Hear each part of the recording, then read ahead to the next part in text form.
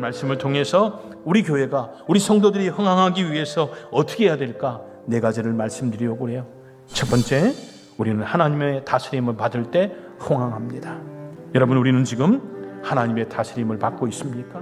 여러분, 누가 뭐라고 할지라도 우리가 하나님의 다스림 가운데 있어야 돼요. 우리는 영적인 존재잖아요. 하나님의 다스리심, 하나님의 은혜 가운데 세워져야만 내 영이 세워지고 내 삶 가운데 하나님의 역사가 풍성해질 수 있습니다.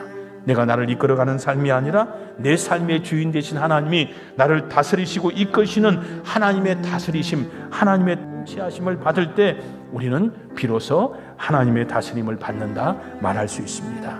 두 번째, 주님의 다스림이 있으면 우리 가운데 말씀의 공급함이 있습니다. 이 말씀을 우리가 받고 우리가 이 말씀대로 살아가기를 원할 때 하나님의 역사가 우리 가운데 주어지고 우리 가운데 주시는 하나님의 은혜가 있습니다. 기록된 하나님의 말씀, 선포된 하나님의 말씀을 잘 받을 수 있는 우리 모두 되기를 축원합니다.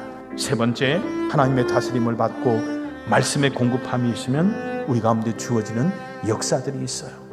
그 중에 하나가 뭐냐면 기적입니다. 여러분, 기적이 일어날 때 우리의 삶에 새로운 역사가 있습니다. 기적이 뭘까요? 큰 역사만 기적일까요? 눈먼 자가 눈을 뜨고 안전뱅이가 일어나고 또 하나님 앞에 기도할 때 치유의 역사가 일어나는 이것만 기적일까요? 저는 그렇지 않다고 생각합니다. 믿음의 길에서요, 순간순간 우리 가운데 임하시는 하나님의 일하심이 있어요. 내 마음을 평안케 하실 때도 있고요, 때를 따라 나를 깨닫게 하실 때도 있고요, 내가 기도할 때 하나님이 역사하시는 순간순간에 많은 일들이 있습니다. 그런데 우리는 큰 것것만 기적이라고 생각해요. 순간순간 나를 만지시고 내게 임하시는 하나님의 일하심이 있습니다.